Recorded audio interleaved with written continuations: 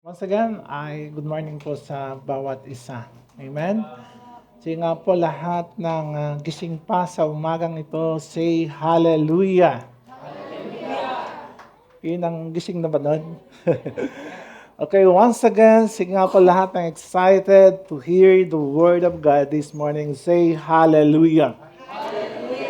Amen. Praise God. And before we read the text this morning, can you tap the person next to you and say, I love you with the love of the Lord. I love you with the love of the Lord. Amen.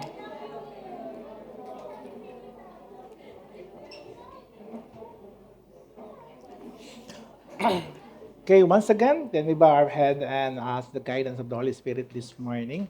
Father God, we thank you once again for the wonderful day, O God, na kung saan ay Ikaw, Panginoon, ang nagkaloob, O Diyos, sa araw na ito, God. Thank you, Lord, for your presence.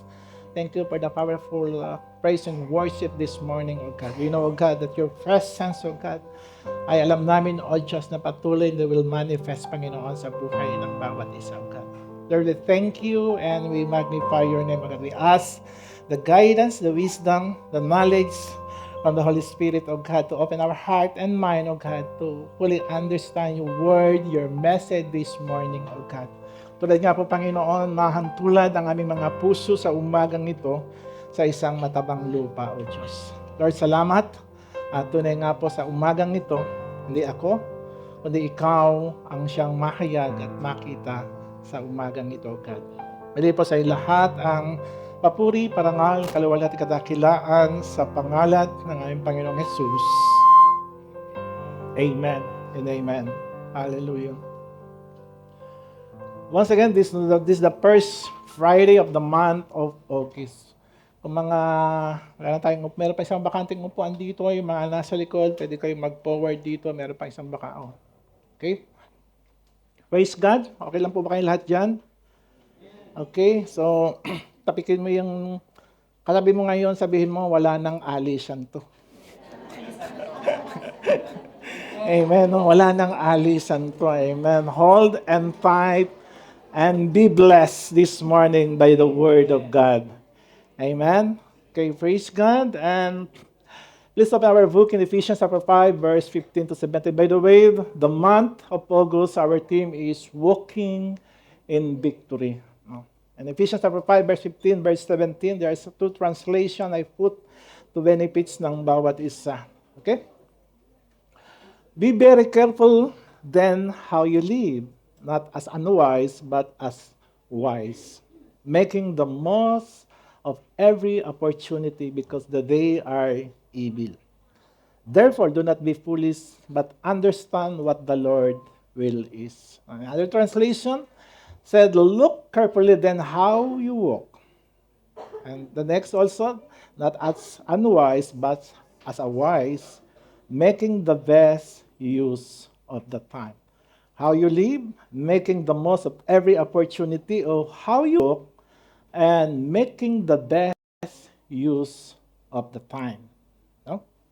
And this morning, I give the title, this morning in Tagalog version is Sulitin ang bawat pagkakataon para sa kalooban ng Diyos.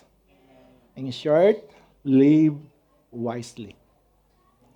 Sulitin ang bawat pagkakataon para sa kalooban ng Diyos.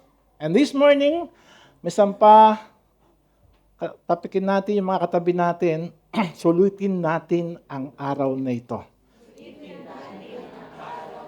Amen. Praise God. Amen. Sulitin natin ang araw na ito. Amen ba doon? Diba? Dapat sulit yung bawat araw na nasa atin sa araw na ito. O live wisely. Amen? Okay, so ako muna po ang magsasalita once again. Okay? Okay, so praise God. And once again, sabi ko nga kanina, our theme this morning is Walking in Victory. And I believe that everyone here, once you receive the Lord Jesus Christ as a Lord and Savior, you're already victorious. Amen? Walking in victory means living your daily life with confidence in what God has done and promised rather than being controlled by fear, sins, discouragement, or circumstances. Or another, walking in victory means living each day in faith, obedience, confidence in God because the victory we have through Jesus Christ. Not our own strength, not our own might, but victory we have because sa ating Panginoon. Living each day in faith, vision, and confidence in God because the victory we have through Jesus Christ. 2 Corinthians 5:7, for we walk by faith, not by sight. Amen? When you talk about walking in victory, it doesn't mean that a Christian never struggle or experience problem. It means the struggle and circumstances do not have the final authority over your faith and relationship with God. Amen? Walking in victory doesn't mean that Christians never struggle. Of course, we experience struggle. We experience problem. We experience mga circumstances sa buhay natin. But, ang maganda rin ay, circumstances, problem, do not have the final authority over sa ating faith and relationship sa Diyos. Wala nang kapangyarihan ang takot. Wala nang kapangyarihan mga circumstances sa buhay na muli tayo'y maalipin. Why? Because we already victorious through Jesus Christ. Amen. Hawak natin ang tagumpay. Amen? Taas ang kamay ng mga nagtagumpay. Amen. Sabi ko, taas ang kamay. Oh. Amen. Okay lang ba? Amen. Okay, praise God. Misa pa, palakpakan natin ang Panginoon.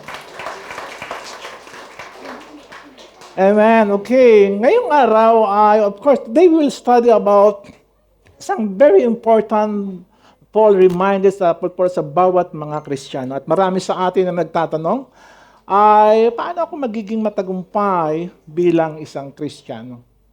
O paano ako mamumuhay ng tama o victorious sa mundong ito na puno ng kasamaan?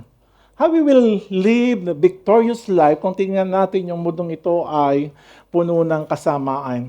Dahil sa panahon ngayon, ay napakadaling ma-distract. Amen? Ang daming distraction.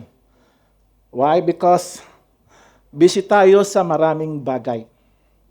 Busy tayo sa trabaho, busy tayo sa social media, busy sa pag-aaral, busy sa negosyo, busy sa problema, at yung iba, busy sa buhay ng iba.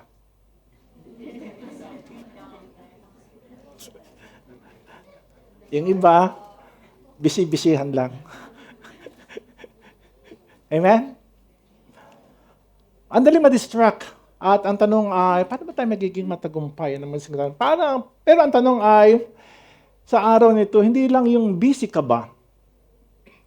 Ang tanong sa umagang nito, hindi lang yung tatanungin ko na busy ba kayo? Ang tanong ay, victorious ka ba? Wise ka ba? Amen? Because yun ang sinasabi ng message. Hindi lang tayo busy sa mundong ito, but ang tanong ay, wise ka ba? Or victorious ka ba? Amen? Dahil maraming tao ang matalino, pero hindi marunong. Pastor, paano yun? Maraming tao ang matalino sa pag-aaral, lahat ng tanongin mo alam, pero hindi marunong. Ano ibig ko sabihin? Hindi marunong sumunod, hindi marunong sumunod sa magulang, hindi marunong makinig, hindi marunong magpasakop, hindi marunong tumanggap ng paliwanag, kahit mali ipinaglalaban, at hindi marunong magpatawad. Amen ba dan? Maraming taong matalino pero hindi marunong. Hindi marunong makalimot. Maraming taong edukado pero hindi wise. Hindi wise gumawa ng desisyon sa buhay. Minsan, even ikaw man yung edukadong tao, ay parang ang hina ng loob mo. Ang hina mong gumawa ng mga desisyon. Minsan, tinitingnan natin kung sino pa yung tingin natin na napakahina, napakababa ng pinag-aralan, pero siya pa yung mga taong nagtatagumpay. Why? Because Even sa mga desisyon ng bagay, sa lahat ng mga bagay, meron siyang katalinuhan, gumawa ng desisyon na naaayon sa kalooban ng Diyos. Ang pagiging isang edukado ay hindi ito kasiguraduhan na ikaw ay magtatagumpay. Kailangan mo ang talino mula sa Diyos. Amen ba doon? Maraming successful na tao pero hindi faithful. Amen? Hindi faithful sa asawa, pero successful sa buhay. Hindi faithful magbayad ng tax. Kaya minsan, yumayaman yung iba dahil sa panloloko. Yung iba nga ay contractor pa. Mga successful pero hindi faithful. Kaya nga sabi ni Paul this morning, be very careful then how you live. Not as unwise, but wise. Tandaan natin this morning, hindi sapat yung pagiging tayo ay Kristiyano lang. Dapat kailangan marunong tayong mamuhay ng tama at victorious life. Amen? And I want to back the background of the book of Ephesians na sinulat ni Apostle Paul habang siya ay nakulang sa Romans. At ito ay higit kumulang AD 60 or 62. Ang mga taga-Efeso, tandaan natin, the Church of Ephesians, sila ay dati mga idol worshiper.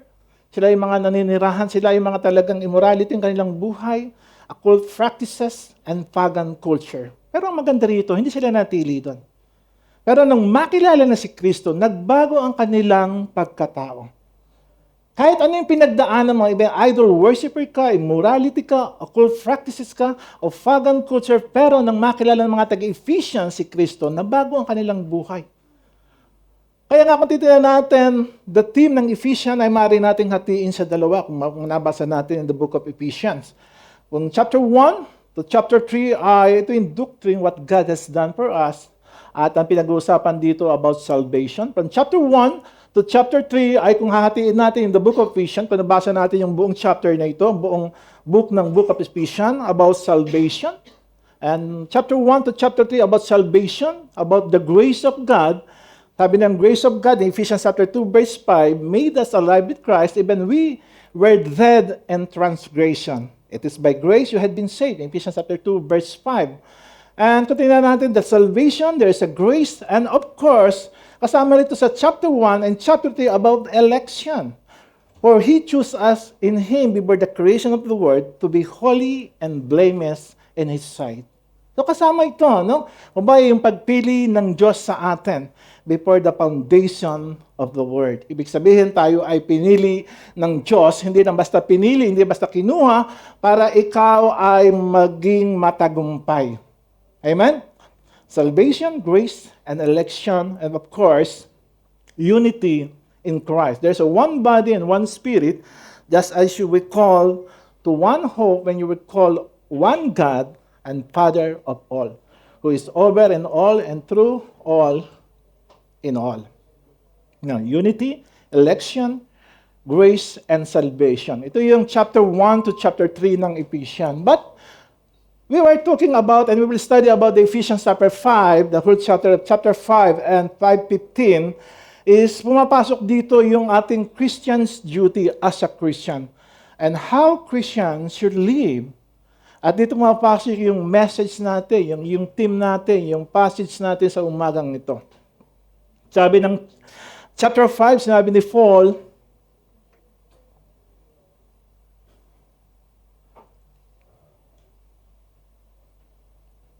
kung titignan natin in chapter 1, chapter 5, walk in love. Ephesians chapter 5, verse 2, and walk in love as Christ loved us and gave Himself up for us as a fragrance offering and sacrifice to God. Ephesians chapter 5, verse 2, walk in love. Para tayo maging matagumpay sa buhay, lalakad tayo ng may pag-ibig at may pagmamahal. Ephesians chapter 5, verse 8, for at one time you had been darkness, but now you are light in the Lord. Walk as a Christians, as a children of light. No? Walk in love, walk as a children of light. Ito yung Ephesians chapter 5, verse 2, and Ephesians chapter 5, verse 8. And this morning, I will give the 3 important points based to our text this morning. No? Tandaan natin, hindi sapat na alam lang natin ang tungkol sa Diyos. Ang tunay na kasi ay nakikita ito sa ating mga buhay. Kaya nga kung titingnan natin yung buong chapter ng chapter 1 to chapter 5 ng Ephesians, ay kung bibigyan natin ng rate yung mga taga-Ephesus at strength and commendation sa kanila, sila yung mga hard work believers in Ephesus. Working hard for the faith. Talagang tinatrabaho nila yung kanilang pananampalataya. Hindi sila bumibitaw. Ano pa? Ay yung strength nila, patience and endurance. They stay strong during hard time. Nanatili silang sama-sama at malakas upang sila ay nagiging matagumpay sa bawat yugto ng kanilang mga buhay. Ano pa? Rejecting false teaching. They tested evil idea and false teaching, hated corrupt and practices. Ayaw na ayaw nila yung katuruan ng maling katuruan. No? Kaya kung titignan natin yung mga Ephesians, sila yung hard work na believers, patience and endurance, rejected false teaching. Kaya nga kung tingnan natin, sabi ng salita ng Panginoon, ay manatili tayong look carefully then how you walk, not as unwise, but as a wise, making best use of the time because the day are evil. Amen? The main idea is because we belong to Christ, we must walk victorious, and we must live wisely, be carefully, walking wisely using our time and understanding God's will. And this morning, sabi ko kanina, bibigyan ko lang kayo ng tatlong important points. Number 1 is walk carefully. Walk carefully. Verse 15, look carefully, then how you walk, not as unwise, but as a wise. Pag sinabi natin work means, ito yung lifestyle natin. No? Hindi ibig sabihin kapag yung walk carefully, ikaw ay lumalakad lang na para ka nagpa-passing show. Lumalakad ka lang ng normal. But pag sinabi natin work means lifestyle. Hindi ito literal na paglalakad, ito ay tumutukoy sa napaka-importanting number 1, yung decision sa ating buhay. Kasama rito yung walk in wisdom. Walk in wisdom, number 1, yung napakahalaga, yung decision natin araw-araw. Kaya sabi ni Paul, look carefully how you walk. How tayo nagdi-decision araw-araw. Ba? Minsan, yung mga pag Friday, minsan pumapasok sa isip natin, aatin ba ako o hindi? Very, na dapat talaga na ginagawa natin yun every Friday. Not only every Friday, kumbaga still na pumapasok sa isip natin na kailangan ba bang magdesisyon. No? Kaya nga pag sinabi natin work carefully, kasama rito yung desisyon natin araw-araw. Ano pa? Priorities. Ano may priority natin sa buhay? Works, family, ministry, or yung kalooban ng Diyos. When you say walk carefully, or walk in wisdom, number 1, decision. Number 2 is priorities. And number 3 is attitude. Good example ka ba sa maraming tao? Ano ba yung ugali mo kapag narito ka sa loob ng iglesia, narito ka sa church, kapag nasa opisina ka, kapag nasa bahay ka, ano ba yung ugali mo? Sabi ni Paul, walk carefully. Or walk walk in wisdom. Decision, priorities, attitude, and number 4 is speech. Paano ba tayo magsalita? May napupulot ba yung mga tao kapag tayo nagsasalita? Pinagpapala ba sila? May nakuha ba silang aral sa mga sinabi mo? Yung yung relasyon natin sa ating mga kaibigan? Manatili ba silang sa mga sinabi mo ay talagang at least na-bless sila, napagpala sila? Ang salitang carefully ay nangangahulugang accurately or precisely. Parang yung tao naglalakad sa makitid na daan. No? O makitid na tulay, naalala ko noon, may mga tiga Baguio, may mga kapatiran noon na nakakilala sa Panginoon.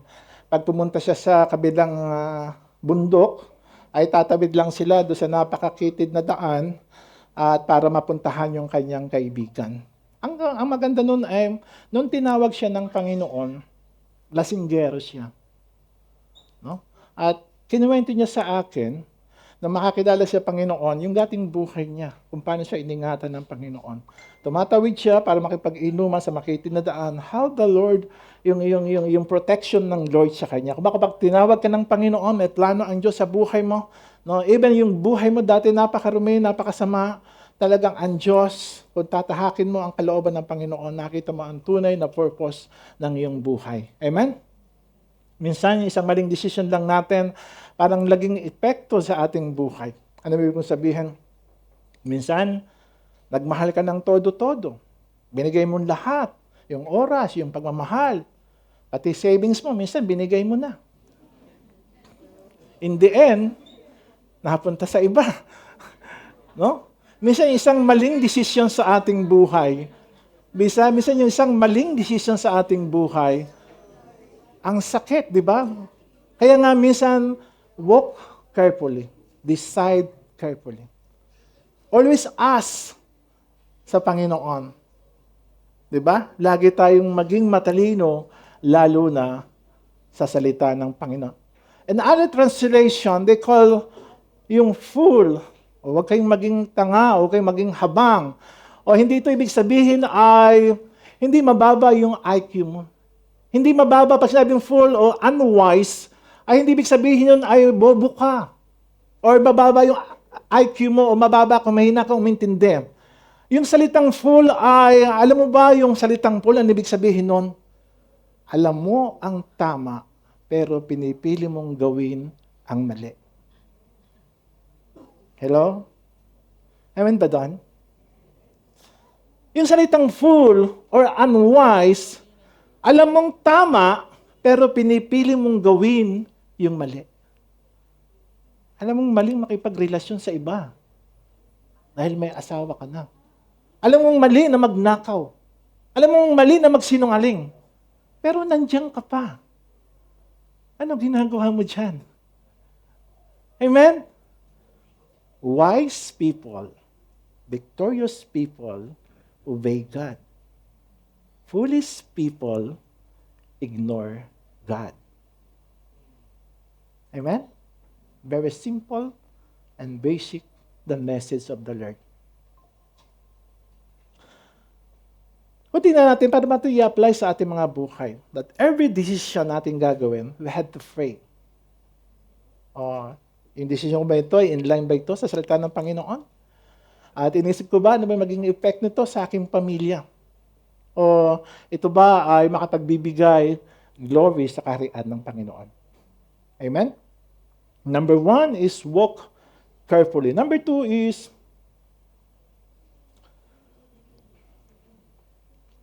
redeem the time.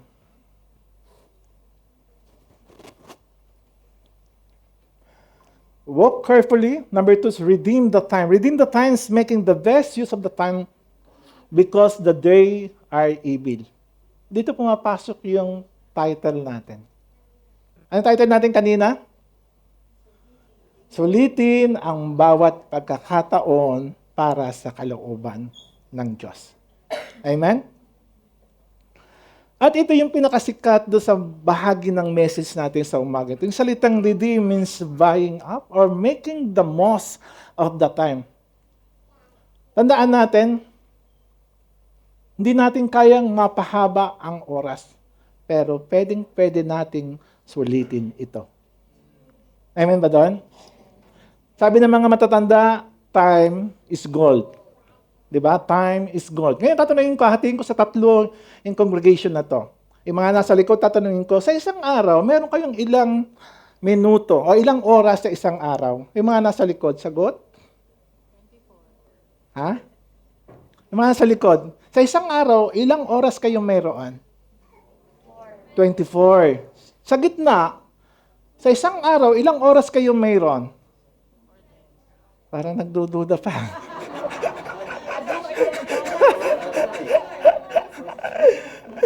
Amen? Sa unahan, sa isang araw, ilang oras kayong mayroon? 24. Okay, doon nga sa likod, nasa gitna, nasa harapan, lahat tayo may 24 hours per day. Meron man binigyan ditong 23? Ha? Baka hindi fair ang Lord. Gusto ko lang linawin. O 25, meron bang dinagdagan ng Panginoon dito? Wala. Lahat tayo ay merong 24 hours per day. Ngayon, yung oras ay regalo to ng Diyos. Ang tanong ay, ano yung pagkakaiba? Ha? Kung paano natin ito gagamitin. For example, sample lang to ha. Maaaring nasa likod, meron silang 24 hours. Pero ngayon pa lang, yung iba yan, nagpaplano na kung ano gagawin pagtapos dito. Yung mga nasa gitna, meron silang 24 hours, pero nagpaplano sila mag-stay dahil may Bible quiz. Amen? At gayon din yung nasa unahan. Meron silang 24 hours na meron silang 24 hours na dapat na kailang ubusin sa loob ng isang araw. At nagpaplano na rin sila kung paano ito gagamitin. Why redeem the time? Making the best of the time, sulit ba yung araw natin? I remember, every years, meron tayong tinatawag dito na, dito sa Qatar, hindi sinasabi nilang Black Friday. Ang tawag dito? White Friday. Ano yung White Friday?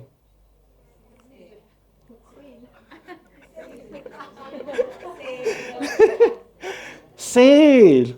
Ngayon kapag sale, bago pa magbukas yung mga mall, and one time namin ko yung mga kapatid doon, kasi hindi ko lang kinabukasan, White Friday na pa yun, o Black Friday na yun. Magbubukas sila ng 1 a.m. in the morning.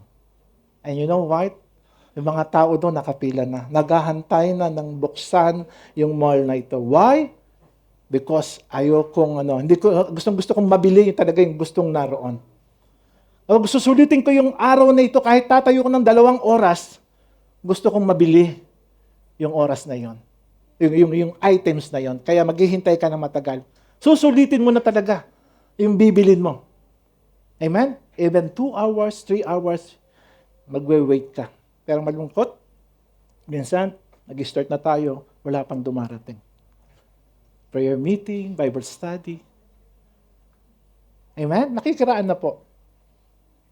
Sulitin natin yung araw because, sabi ng salita ng Diyos, because the day are evil. Amen?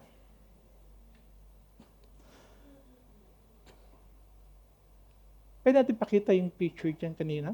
Asan na yan? Okay. Ano tawag dito? Sun timer or hourglass o hourglass. Sa loob niyan, merong niyan buhangin.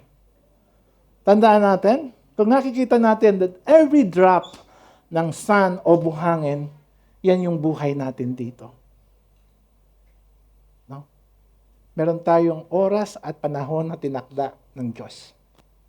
Amen ba doon? That every drop ng buhangin na yan, hindi na maibabalik yan pabalik. Amen?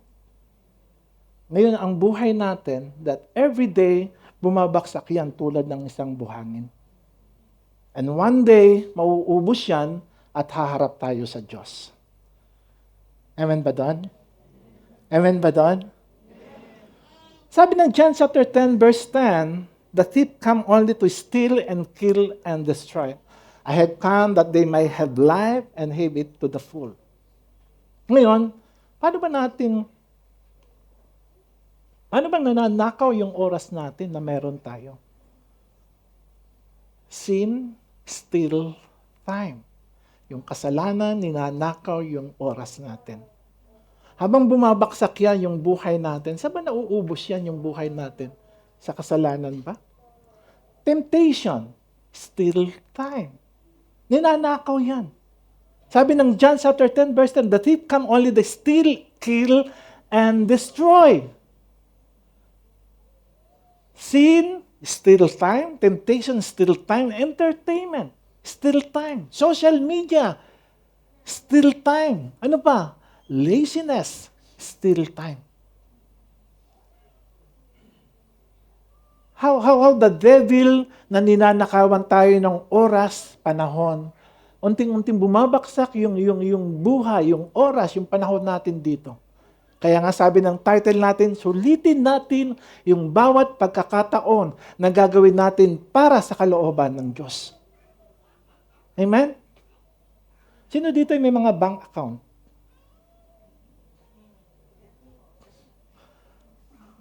Hindi naman ako manghihiram.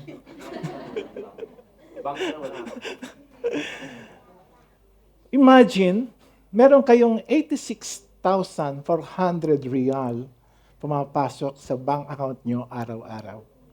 Wow! Sino may gusto nun? Ha?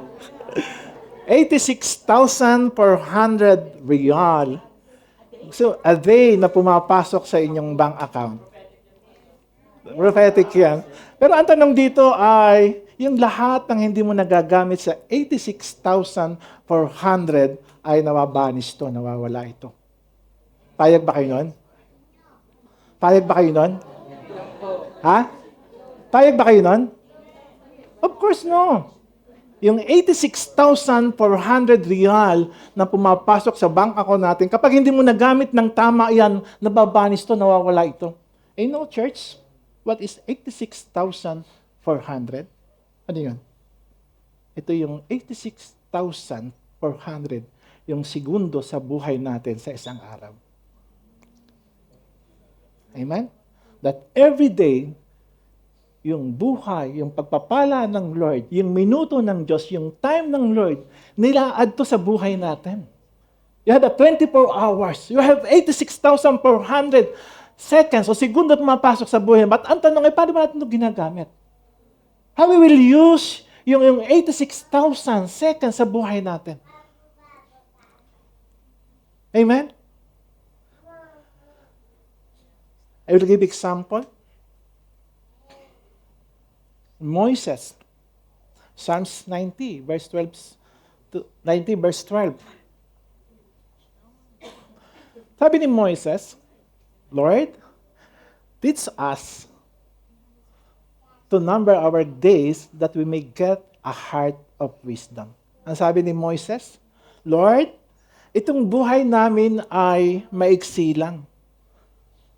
Yung panahon namin dito ay maiksi lang. Itanim mo sa isip namin na kami ay, itanim mo sa isip namin upang kami ay dumunong. So teach us to numbers our days that we may get a heart of wisdom. Lagi mo ilagay sa puso namin, Panginoon, yung aming buhay ay maiksi lang. Sabi ni Moises yun, ang Psalms 90 verse 12. Sabi ni David, Psalms 31 verse 15, my time are in your hand. Rescue me from the hand of my enemies and from my persecution. Ibig sabihin, yung buhay natin, hindi atin yun. Amen? Ang buhay natin ay para sa Diyos. Yun ang sabi ni David. David, Psalms 31 verse 8, my times are in your hands.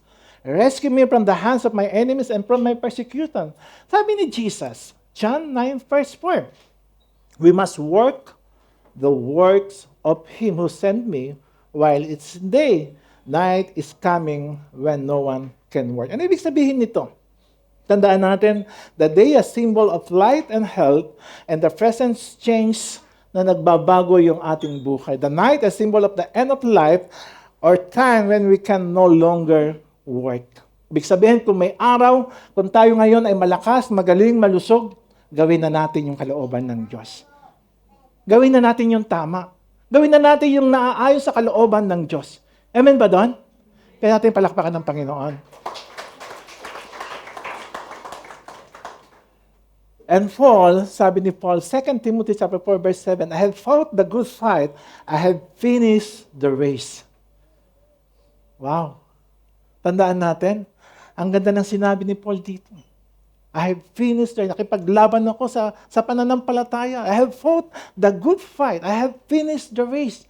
Lahat tayo ay may takbuhin sa buhay na ito na kailangan nating tapusin. Amen? Meron tayong tinakdang panahon, oras, at ang lahat binigay ng Lord para masustain na tayo mamuhay ng victorious sa mundong ito. Amen? Paano natin gagamitin yung ating oras? And prayer, Bible reading, family devotion, evangelism, discipleship, serving the Lord, worship. Instead, asking na sabihin natin, paano ko ba uubusin yung oras ko ngayon? Yung mga nasa opisina, paano ko ba uubusin yung oras ko ngayon? Ang tagal. Amen? Paano ko papatayin yung oras? Ang magandang tanong ay, hindi ganon.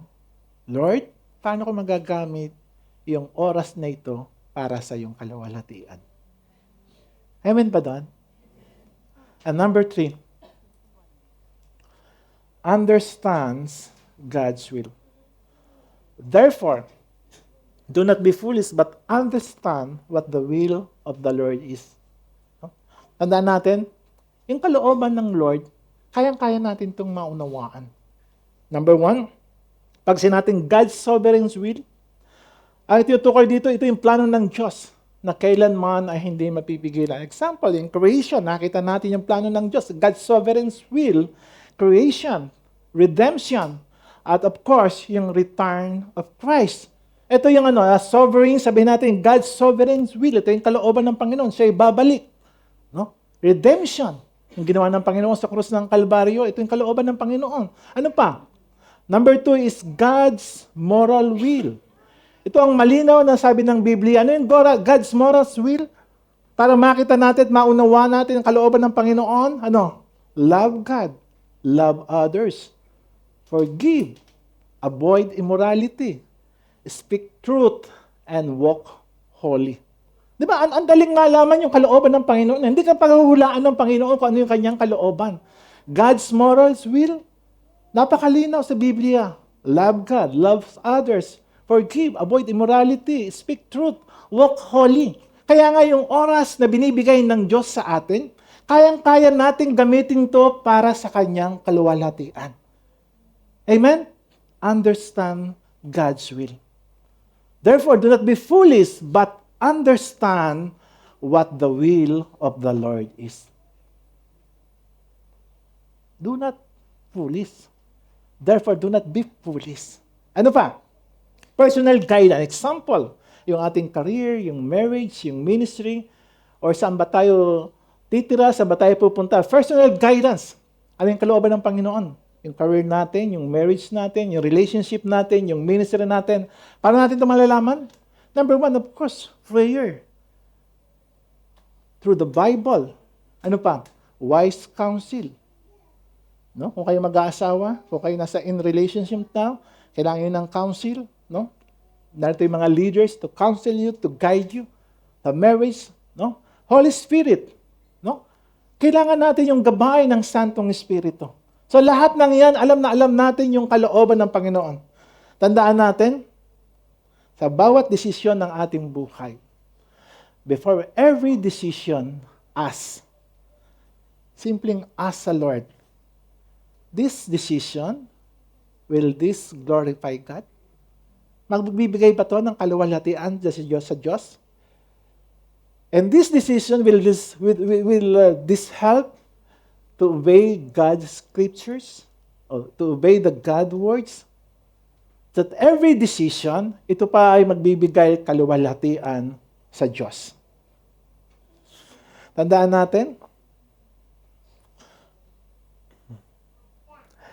bakit natin kayang-kayang mamuhay ng may karunungan at may katagumpayan? Hindi dahil tayo ay mabait. Hindi dahil tayo ay matalino, kundi dahil si Kristo, katulad ka sabi ko na kundi si Kristo yung ating karunungan at tagumpay. Amen? Kaya dahil kay Kristo, tayo ay mananagumpay. Amen ba doon? And conclusion. Number 1, walk carefully within the time, understanding God's will. And 1 Corinthians chapter 15, verse 58, therefore, my dear brother and sister, stand firm. Let nothing move you. Always give yourself fully to the work of the Lord, because you know that your labor in the Lord is not in vain. Amen? Pwede nating palakpakan ng Panginoon.